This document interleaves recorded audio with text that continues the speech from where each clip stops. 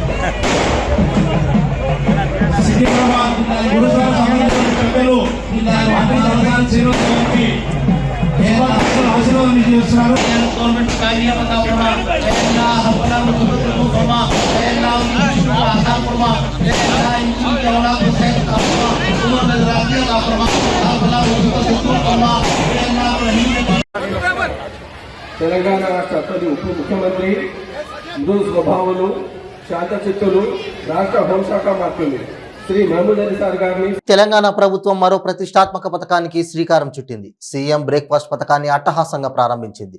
అదే ముఖ్యమంత్రి అల్పాహార పథకం. తెలంగాణ వ్యాప్తంగా పలు స్కూళ్లలో ఈ పథకాన్ని ప్రారంభించారు. తెలంగాణ వ్యాప్తంగా 27,147 స్కూళ్లలోని 23 లక్షల మంది విద్యార్థులు ఈ పథకం ద్వారా ప్రయోజనం పొందుతారు. ఇకపై రోజు స్కూల్ ప్రారంభానికి 45 నిమిషాల ముందు, అంటే ఉదయం 8:45కి బ్రేక్ఫాస్ట్ను అందిస్తారు. ప్రభుత్వ స్కూళ్లలో 1వ తరగతి నుంచి 10వ తరగతి విద్యార్థులకు ఇది అమలవుతుంది.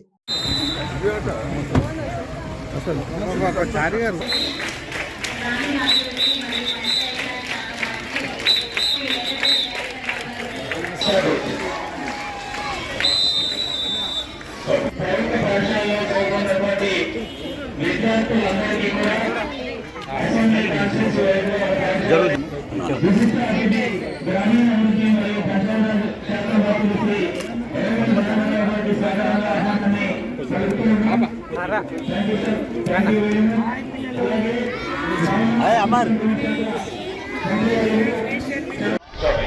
కూర్చొని వాళ్ళకి 10 మందిని రమ్మని ఒక 10 మంది వచ్చి తెలంగాణ రాష్ట్రం మొత్తంలో ప్రభుత్వ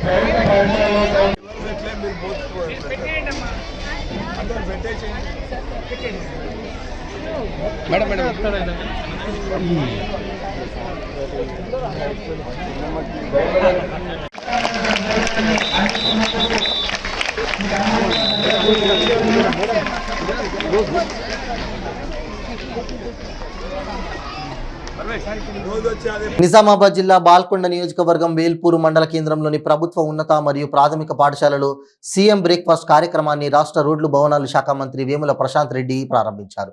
విద్యార్థులకు బ్రేక్ఫాస్ట్ ను వడ్డించారు.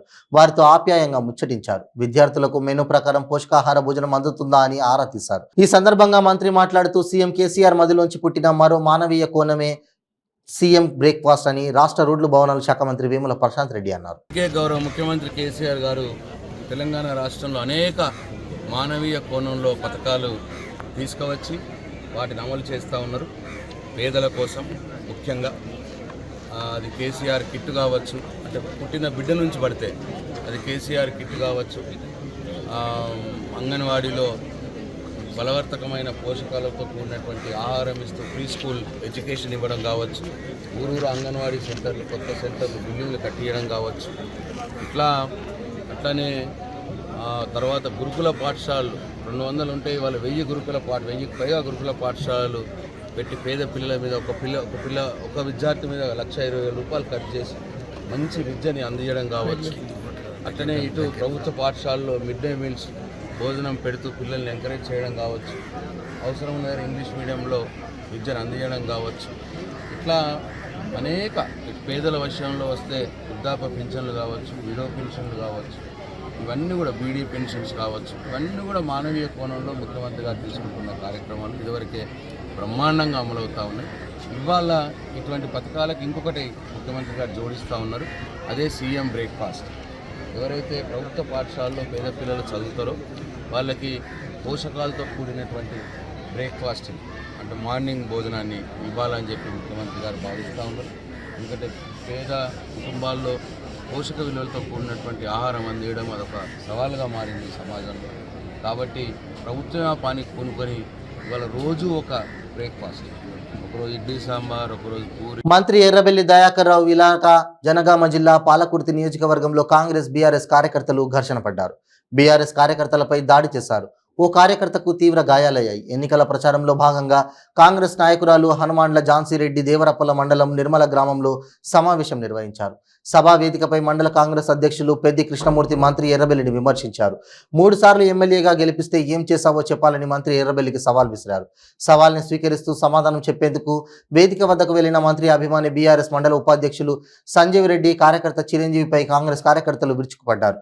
అదే సమయంలో కరెంట్ పోవడంతో కావాలనే పవర్ సప్లై నిలిపివేయాలని కాంగ్రెస్ కార్యకర్తలు ఆందోళనకు దిగారు. ఇరు వర్గాల మధ్య వాగ్వివాదం, తోపులాట జరిగింది. బీఆర్ఎస్ కార్యకర్తలపై కుర్చీలు విసిరేసి కర్రలతో దాడి చేసి తరిమి కొట్టారు. ఈ ఘర్షణలో చిరంజీవికి పన్ను గుచ్చుకొని రక్త గాయమైంది. పరిస్థితి ఉద్రిక్తంగా మారడంతో పోలీసులు ఇరు వర్గాలను చెదరగొట్టడంతో ఆందోళన సద్దుమణిగింది.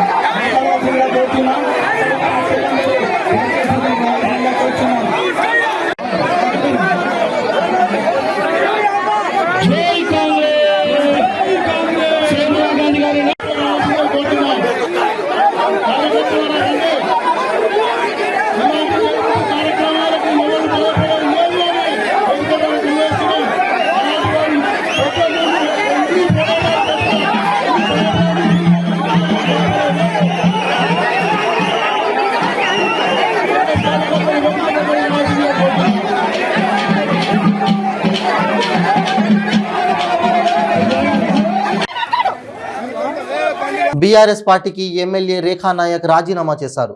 ఆమె మాట్లాడుతూ కేటీఆర్ తన దోస్తు కోసం ఖానాపూర్ నియోజకవర్గ అభివృద్ధికి అడ్డుపడ్డారన్నారు. ఖానాపూర్ నియోజకవర్గంలో బీఆర్ఎస్ పార్టీని చిత్తుగా ఓడించేలా కృషి చేస్తానని ఆమె తెలిపారు.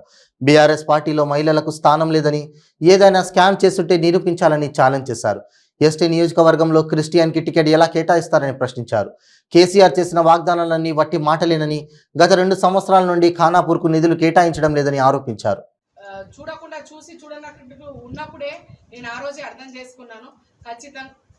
ఖచ్చితంగా నేను పోటీలో ఉంటున్నాను. నేను రెబెలే ఉంటానా, ఇంకో పార్టీతో ఉంటానా, త్వరలోనే మీడియా ముందు చెప్తాను. నేను పోటీలో ఉంటున్నాను. ఇక్కడ నుంచే ఈ పార్టీ, ఈ కాన్స్టిట్యున్సీ నుంచే ఖచ్చితంగా రెబెల్గా వేసి, మరి రెబెల్ వేస్తానా, ఇంకో పార్టీతో వేస్తానా, త్వరలోనే నిర్ణయించి చెప్తాను. ఖచ్చితంగా రాజీనామా చేస్తున్నా ఈరోజు పార్టీకి. నేను పార్టీకి రాజీనామా చేస్తున్నాను. బీఆర్ఎస్ పార్టీకి రాజీనామా చేస్తున్నాను. మహిళలకి విలువ లేని చోట నేను ఉండను. మహిళలకి విలువ ఉన్న దగ్గర ఖచ్చితంగా పనిచేస్తాను. ఆ పార్టీని స్ట్రాంగ్ చేస్తాను.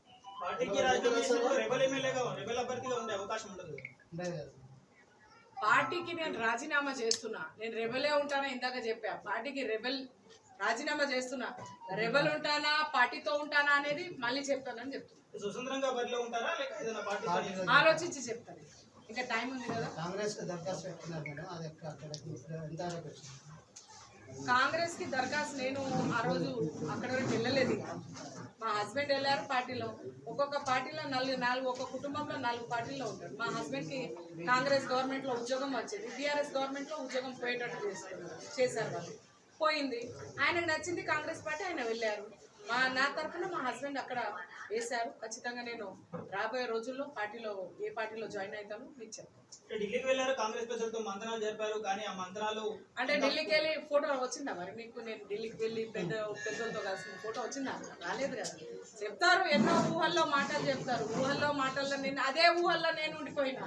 నాకు బీఆర్ఎస్లో వస్తుంది కదా, నేను కష్టపడినా కదా, నేనేం తప్పు చేయలేదు కదా, ఖచ్చితంగా ఒక మహిళని గుర్తిస్తారు కదా, ఒక ట్రైబల్ మహిళ, అందులో చదువుకున్న ఆమె నాకు ప్రయారిటీ ఇస్తారనేదే ఊహల్లో ఉన్నాను. ఆ ఊహల్లో నుంచే నువ్వు ఊహల్లో ఉండక తల్లి, నువ్వు కింద భూమి మీద నడువు అని చెప్పి నడిపించారు. ఖచ్చితంగా వాళ్ళకు కూడా ఎక్కడ నడిపించాలో అక్కడ నడిపిస్తారు. ఎస్, నా ఫండ్ ఇవ్వలేదు, నాకేం ఇవ్వలేదు, ఇబ్బంది పెట్టారు. ఖచ్చితంగా ఇక్కడ జరిగిన అన్యాయం చెప్తాను. వాళ్ళు మాట్లాడింది అవే వీడియోలు పబ్లిక్ లో తీసుకెళ్తాను. నేను చెప్పడం కాదు, స్వయంగా కాబోయే ముఖ్యమంత్రి గారే ఇక్కడ వచ్చి కేటీఆర్ గారే చెప్పారు కాబట్టి అదే వాయిస్ పబ్లిక్ కి తీసుకెళ్తాను. మేడం, మీరు ఇంకా రెండు నెలలు ఎమ్మెల్యేనే అన్నారు కదా, మరి సడన్ గా ఇప్పుడు బీఆర్ఎస్ పార్టీకి సడన్ గా రాజీనామా చేయాల్సిన అంశం మీరు బాధపడ్డారు? నేను ఎమ్మెల్యేనే ఉన్నా, ఎమ్మెల్యేకి రాజీనామా చేయట్లే, పార్టీ కూడా చెయ్యమన్నాను. కానీ వాళ్ళు చేసేటట్టు చేశారు. నేను పార్టీలో కనీసం వాళ్ళు నా ఫ్లెక్సీ పెట్టలే, నాకు పార్టీకి ఇన్వైట్ చేయట్లేదు. నన్ను పక్కన పెట్టినప్పుడు నేను ఎందుకు ఉండాలండి ఆ పార్టీలో? ఏం అంత ఆత్మగౌరవాన్ని చంపుకొని ఉండాల్సిన అవసరం నాకేమొచ్చింది? ప్రజల మనిషి, ప్రజల దగ్గరికి వెళ్తాను, ప్రజల సమస్యలు చెప్తాను, వాళ్ళు నా సమస్యలు వింటారు. ఇన్ని రోజులు 10 సంవత్సరాలు వాళ్ళ సమస్యలు నేను విన్నాను, ఇప్పుడు నా సమస్యలు వాళ్ళు వింటారు. ఆ గౌరవం నాకు నా ప్రజల మీద ఉంది, ప్రజల మీద నాకు నమ్మకం కూడా ఉంది. నాకు జరిగిన అన్యాయం, నా కుటుంబానికి జరిగిన అన్యాయం ఖచ్చితంగా చెప్తాను. ఈరోజు మా ఆయన వేరే పార్టీలో వెళ్తే అది వేరే జిల్లా, అది వేరే కాన్స్టిట్యున్సీ. నా జిల్లా నిర్మల్ జిల్లా, నేను నిర్మల్ జిల్లాలో మళ్ళీ రేపు ఇది మహిళగా రిజర్వేషన్ అవుతుంది.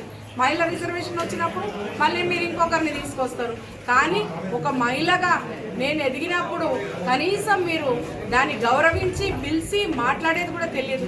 కనీసం మీటింగ్ అయితే కూడా మీరు మీ బీఆర్ఎస్ పార్టీకి, నేను మీడియాలో కూడా చెప్పాను, నేను బీఆర్ఎస్ పార్టీకి ఎమ్మెల్యే, నేను మీరు తీయండి, అది వాట్సాప్లో చూడండి, యూట్యూబ్లో చూడండి, నేను బీఆర్ఎస్కే ఎమ్మెల్యే అని చెప్పాను.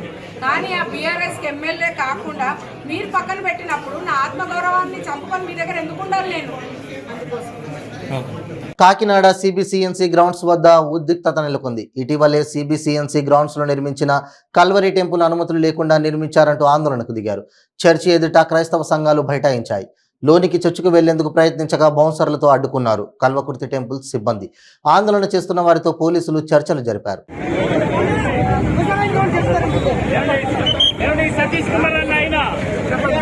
చెప్పండి, మీరు చెప్పండి. సతీష్ కుమార్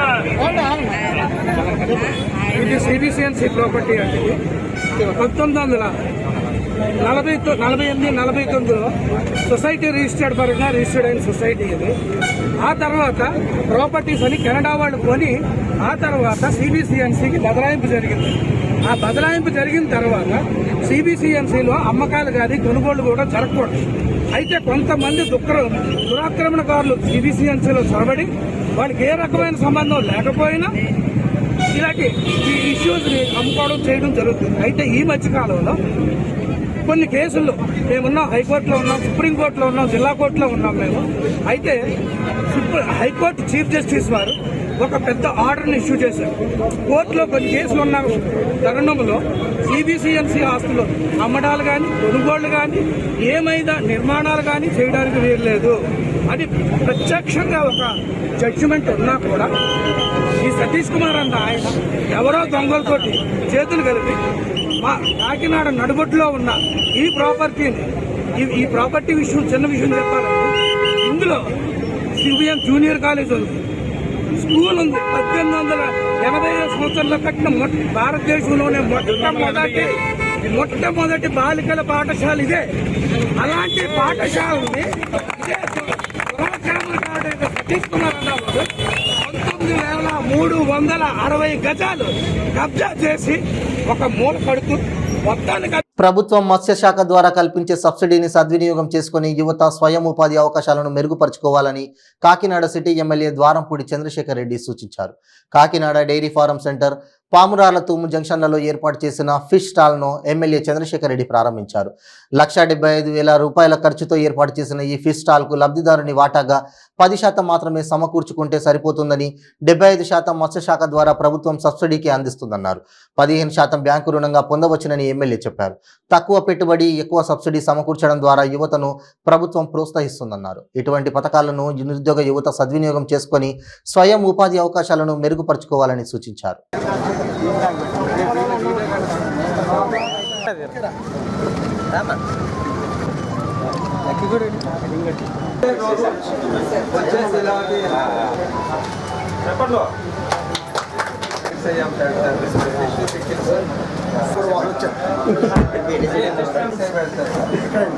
అలాగే చేసుకోవాలి.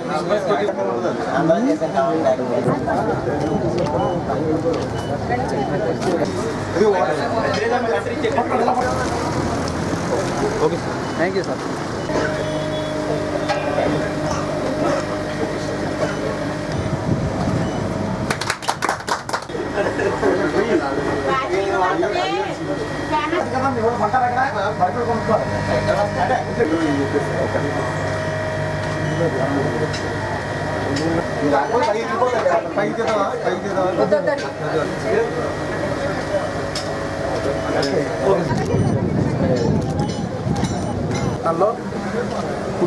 ఆంధ్ర స్కీమ్లో 2 ఫిష్ స్టాల్స్ని ఇనాగ్రేట్ చేయడం జరిగింది. మన మత్స్యశాఖ వారి ఆధ్వర్యంలో దగ్గరగా ఒక యూనిట్ 1,75,000 రూపాయల యూనిట్ ఉంటే బెనిఫిషియల్ కంట్రిబ్యూషన్ 10% మాత్రమే. మిగతాది వివిధ రకాల సబ్సిడీ ద్వారా వాళ్ళకి ప్రోత్సాహం ఇవ్వడం జరుగుతుంది. సో కాకినాడ పట్టణంలో ఎవరైనా ప్లేస్ ఉన్నవాళ్ళు కానీ, సొంతంగా షాప్ ఉన్నవాళ్ళు కానీ ఎవరైనా కావాలంటే కూడా ఎప్పుడు చవచ్చు మత్స్యశాఖ వాళ్ళని తప్పకుండా ఈ యొక్క ఎక్కువ సబ్సిడీ 1,75,000కి బెనిఫిషియల్ పెట్టుకోవాల్సింది కేవలం 17,500 మాత్రమే. మిగతా అంతా కూడా వివిధ సబ్సిడీ రూపంలో వస్తుంది. కాబట్టి అందరూ కూడా ఈ అవకాశం సద్వినియోగం చేసుకోవాలని కోరుకుంటున్నారు. విశాఖ ఉక్కు అప్పులను నష్టాలుగా చూపించి కేంద్ర ప్రభుత్వం అమ్మకానికి పెట్టడం అన్యాయం అంటూ సీతారాం యేచూరి మండిపడ్డారు. వ్యవస్థను మొత్తం పెట్టుబడిదారి చేతుల్లోకి ప్రధాని నరేంద్ర మోడీ ప్రభుత్వం పెడుతోందని ఆయన విమర్శలు గుప్పించారు. సిపిఎం ఆధ్వర్యంలో విశాఖ స్టీల్ ప్రధాన ఆర్చ్ వద్ద జరిగే ఉక్కు రక్షణ బహిరంగ సభకు ఆయన ముఖ్య అతిథిగా హాజరయ్యారు. రైతు ఉద్యమం తరహాలో విశాఖ స్టీల్ ప్లాంట్ అమ్మకాలపై వెనక్కి తగ్గడం ఖాయమని, స్టీల్ ప్లాంట్కు కాపాడుకోవడం మోడీని అధికారానికి దూరం చేయాల్సిందేనని పిలుపునిచ్చారు. నిరుద్యోగం, నిత్యావసర ధరలు పెరుగుతూ ఉంటే కేంద్రం మాత్రం తప్పుడు ప్రచారాలు చేసుకుంటుందని సీతారాం యేచూరి అన్నారు. ఈ విశాఖ స్టీల్ ప్లాంట్ సాధించడానికి చాలా కీలకమైన పాత్ర మార్క్సిస్ట్ పార్టీ వహించింది గతంలో. అంటే ఇది దాదాపు కొన్ని దశాబ్దాలుగా ఈ పోరాటం జరిగింది దీన్ని స్థాపించడానికి. దాంట్లో ఆ రోజుల్లో మా ఉగ్రనాయకులు పుచ్చలపల్లి సుందరయ్య గారు లాంటి వాళ్ళు, నాగిరెడ్డి గారి లాంటి వాళ్ళు, వాళ్ళందరూ ఎమ్మెల్యే ఎంపీలు ఇవన్నింటి నుంచి రిజైన్ చేసి ఈ ఒత్తిడి పెట్టడం వల్ల ఇది సాధించగలిగాం. చివరికి ఇందిరాగాంధీ వచ్చి 71లో శంకుస్థాపన చేసింది కానీ దాని తర్వాత ప్లాంట్ మొదలు కాలేదు.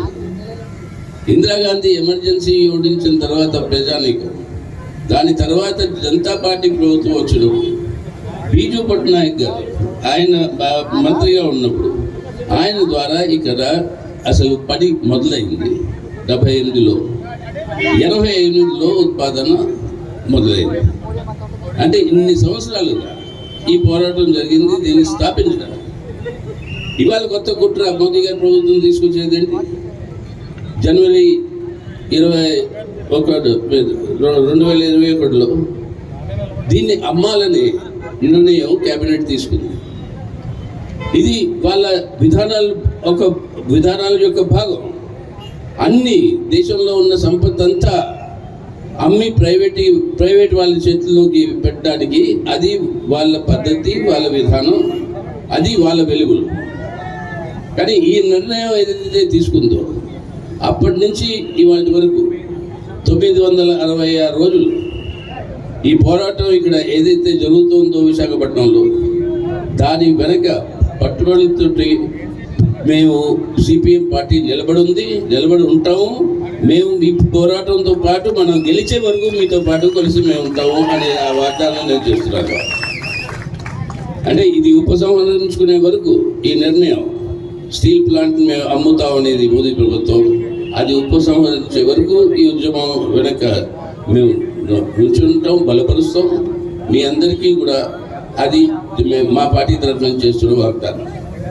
కానీ ఎక్స్ప్రెస్ చేయడానికి వచ్చాను. 966 రోజుల నుంచి ఈ ధర్నా జరుగుతుంది.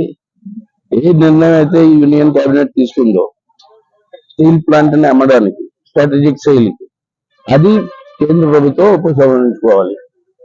దానికి ఒత్తిడి ఈ ఉద్యమం ద్వారా ఇది కొనసాగుతుంది. దాంతోపాటు మేము కూడా కృషి చేస్తాం. ఇప్పుడు ఇండియా అలయన్స్ ఏదైతే ఇప్పుడు ఏర్పడిందో అక్కడ ఉన్న ఆ కూటమిలో ఉన్న పార్టీలందరితో మాట్లాడి యునైటెడ్ గా దీనికి సపోర్ట్ కింద దానికి కృషి చేస్తాం. ముడి సరుకు కొరత వస్తుంది కదా సార్, దాని గురించి దాని మీద మీరు అంటే దీని గురించి డిమాండ్ ఉన్నాయి. రా మెటీరియల్ కోసం కావాల్సిన నిదానాలు, రిసోర్సెస్ గవర్నమెంట్ కేటాయించాలి. రెండోది ఇప్పుడు దీని కెపాసిటీ ఎంతవరకు ఉందో అంత పెంచడానికి దీని దగ్గర ఆ కెపాసిటీ ఉంది. స్టీల్ ప్లాంట్ అది పెంచాలంటే దానికి ఇన్వెస్ట్మెంట్స్ చేయాలి. ఆ ఇన్వెస్ట్మెంట్స్ కోసమని ఆ నిర్ణయం కేంద్ర ప్రభుత్వం తీసుకోవాలి. కానీ మోదీ ప్రభుత్వం వాళ్ళ దేశంలో ఉన్న ప్రాపర్టీ అంతా అమ్మేయడానికి సిద్ధపడుతోంది, వాళ్ళ మిత్రులు తీసుకోవడానికి. ప్లాంట్, స్టీల్ ప్లాంట్ జిందల్ కి, అక్కడ భూములు అదానికి ఇది ఈ కుట్ర కింద కనిపిస్తుంది. దీన్ని ఆపాలి. రైతాంగం ఎలా ఆపిందో ఆ చట్టాలని వెనక్కి తీసుకోవాల్సి వచ్చింది మోదీకి, అదేవిధంగా ఈ నిర్ణయం కూడా వెనక్కి తీసుకోవాల్సిన పరిస్థితి ఏర్పడుతుంది. విశాఖలో వార్డుల సమీక్షా సమావేశం నిర్వహించారు. ముఖ్య అతిథిగా Vizianagaram, Anakapalli, Visakhapatnam regional coordinator Y V Subbareddy పాల్గొన్నారు. ఈ సమీక్ష ఉత్తర నియోజకవర్గ incharge net cap chairman K K Raju నిర్వహించారు. ఆంధ్రప్రదేశ్ను చంద్రబాబు నాయుడు లూటీ చేశారని వైవి సుబ్బారెడ్డి ఆరోపించారు. చంద్రబాబుపై ఎటువంటి కక్ష సాధింపు చర్యలు లేవని స్పష్టం చేశారు. రాష్ట్ర వ్యాప్తంగా జగన్ ఎందుకు కావాలి అనే కార్యక్రమాన్ని విస్తృతంగా ప్రజల్లోకి తీసుకెళ్లాలని పిలుపునిచ్చారు. విశాఖలో నియోజకవర్గాల వారీగా వైసీపీ గృహ సారథులు, వాలంటీర్లు, ఇతర నాయకులతో సమావేశాలు నిర్వహిస్తున్నారని తెలిపారు. అమలు చేసిన సంక్షేమ పథకాల వల్ల ఎన్ని కుటుంబాలు లబ్ధి పొందాయి, ఆ సచివాలయ పరిధిలో ఎన్ని అభివృద్ధి కార్యక్రమాలు చేశాము, ఎంతమందికి పింఛన్లు ఇస్తున్నాము, ఆ సచివాలయ పరిధిలో ఎంతమందికి అమ్మఒడి కార్యక్రమం వల్ల ఎన్ని కుటుంబాలకు లబ్ధి చేకూరింది అనే ఇన్ఫర్మేషన్ అంతా ఆ సచివాలయ పరిధిలో ఉంటుంది. దాన్ని ఒకసారి ఆ గ్రామ సచివాలయ పరిధిలో ఉన్న మన పార్టీ నాయకులు, కార్యకర్తలు, వాలంటీర్లు, గృహసారథులు సమక్షంలో మండల నాయకులు, వార్డు నాయకులు అవన్నీ కూడా ఆ బోర్డు ఏర్పాటు చేస్తారు గ్రామ సచివాలయం దగ్గర, వార్డు సచివాలయం దగ్గర. ఆ బోర్డు కూడా దాంట్లో ఉన్న ఈ అంశాలన్నీ కూడా చదివి మన నాయకులకి, కార్యకర్తలకి తెలిసే విధంగా చేయాలి. ఆ కార్యక్రమం అయిపోయినాక ఆ సచివాలయ సమీపంలో మన పార్టీ జెండా ఫ్లాగ్ హాయిస్టేషన్ ఫ్లాగ్ హాయిస్టేషన్ జరిగేట్టుగా చూడాలి. దానికి కూడా జెండా అవి కూడా పార్టీ సబ్మిట్ చేస్తుంది. మీరు కేవలం దిమ్మగట్టి జెండా కరపాతే దానికి రాడ్డు ఏదో ఒకటి ఏర్పాటు. ఈ కార్యక్రమం గౌరవ ముఖ్యమంత్రి గారు పెట్టారు కాబట్టి దీన్ని అమలయ్యేటట్టుగా ఈ శిబిరాల దగ్గరికి మన వార్డుల్లో మన గ్రామ వాలంటీర్లు ఉండే ప్రతి 60-70 ఇళ్లలో, గృహ సారథులు ఉండే 60-70 ఇళ్లలో వాళ్ళందరినీ కూడా తీసుకెళ్లి ఆ శిబిరంలో పరీక్షలు చేయించుకునే విధంగా చేయాల్సిన అవసరం ఉందని చెప్పి మీకు అందరికీ తెలియజేసుకుంటూ ఉన్నాం. అదేవిధంగా ఒక్కొక్క కార్యక్రమం కూడా మన ప్రజల్లోకి తీసుకురావాల్సిన అవసరం ఉంది. ప్రతి కుటుంబానికి తెలియజేయాల్సిన అవసరం ఉంది. ఎందుకంటే మన ప్రభుత్వం దుష్ప్రచారం చేస్తూ ఉన్నారు. అందుకే మళ్ళా దానికోసమే ఇంకో కార్యక్రమం కూడా మన పార్టీ అధ్యక్షుడు గౌరవ ముఖ్యమంత్రి జగన్మోహన్ రెడ్డి గారు ఎందుకు ఆంధ్రప్రదేశ్కి మళ్ళా జగనే ముఖ్యమంత్రి కావాలి అని కోరుకుంటున్నారు ప్రజలు అనే దానిపై ప్రతి కుటుంబానికి మనం తెలియజేయాల్సిన అవసరం ఉంది. ఆ తెలియజేసేటప్పుడు ఏ విధంగా 4.5 సంవత్సరం నుంచి మనం ఇచ్చిన హామీలన్నీ అమలు చేసి పేదలకి, బలహీన వర్గాలకి, బడుగు వర్గాలకి, మరీ ముఖ్యంగా మహిళలకి ఏ విధంగా అండగా నిలబడ్డాము, హామీలన్నీ అమలు చేసి అని చెప్పే కార్యక్రమం చేస్తూ మళ్ళా 2014 నుంచి 2019 వరకు అధికారంలో ఉన్న చంద్రబాబు నాయుడు గారు ఏ విధంగా హామీలు ఇచ్చి హామీలు అమలు చేయక ప్రజలను మోసం చేశారు అని ఆ కార్యక్రమం కూడా మనం ప్రతి కుటుంబానికి వెళ్ళి తెలియజేయాల్సిన అవసరం ఉందని చెప్పి దానికి ప్రత్యేకంగా మీకు అందరికీ మన పార్టీ నుంచి కూడా మెటీరియల్ వస్తుంది. ఆ మెటీరియల్ తీసుకొని పోయి ప్రతి ఇంటికి వెళ్ళి మరీ ముఖ్యంగా గృహ సారథులు, వాలంటీర్లు, గ్రామ సచివాలయ కన్వీనర్లు ప్రతి కుటుంబానికి వెళ్ళి ఆ బ్రోచర్ పాంప్లెట్ చూపించి ఏ విధంగా మన గౌరవ ముఖ్యమంత్రి జగన్మోహన్ రెడ్డి గారు ఇచ్చిన హామీలన్నీ అమలు చేశారు, ఏ విధంగా చంద్రబాబు నాయుడు గారు 2014 నుంచి 19 వరకు హామీలు ఇచ్చి అమలు చేయక మోసం చేశాడు అనే దానిపై ప్రతి ఒక్క హామీని చదివి వినిపించి వాళ్ళకు అర్థమయ్యేలాగా చేసి వీటన్నిటి కోసమే మళ్ళా ఏ విధంగా అయితే గత 4.5 సంవత్సరం నుంచి ఇన్ని పథకాలు అమలు చేస్తూ ఇచ్చిన హామీలన్నీ అమలు చేస్తున్న మన ముఖ్యమంత్రి జగన్మోహన్ రెడ్డి గారే మళ్ళా రాష్ట్రానికి ముఖ్యమంత్రి కావాలని మేము కోరుకుంటున్నాము. దానికి కారణం ఇది అని వాళ్ళ చేతే చెప్పించే కార్యక్రమం చేయటంలోనే భాగంగా మహత్తర కార్యక్రమం రూపొందించబడింది. ఇది ప్రతిరోజు ప్రతి గ్రామ. బులెటిన్ ముగించే ముందు హెడ్లైన్స్ మరోసారి. సికింద్రాబాద్లో ఘనంగా మంత్రి తలసాని శ్రీనివాస్ యాదవ్ జన్మదిన వేడుకలు. భారీగా తరలివచ్చిన అభిమానులు, నాయకులు, కార్యకర్తలు. తెలంగాణ ప్రభుత్వం మరో ప్రతిష్టాత్మక పథకానికి శ్రీకారం. పాఠశాల విద్యార్థులకు ముఖ్యమంత్రి అల్పాహార పథకం ప్రారంభం. బేల్పూర్ ప్రభుత్వ ఉన్నత మరియు ప్రాథమిక పాఠశాలలో సీఎం బ్రేక్ఫాస్ట్ కార్యక్రమం ప్రారంభం. ముఖ్య అతిథిగా హాజరైన మంత్రి వేముల ప్రశాంత్ రెడ్డి. పాలకుర్తి నియోజకవర్గంలో కాంగ్రెస్ బీఆర్ఎస్ కార్యకర్తల ఘర్షణ. బీఆర్ఎస్ కార్యకర్తలపై దాడి చేసిన కాంగ్రెస్ పార్టీ కార్యకర్తలు. ఇవి బులెటిన్ అప్డేట్స్. మరిన్ని అప్డేట్స్ కోసం చూస్తూనే ఉండండి 95 న్యూస్. ప్రతిక్షణం ప్రజాక్షేమం కోసం. నమస్తే.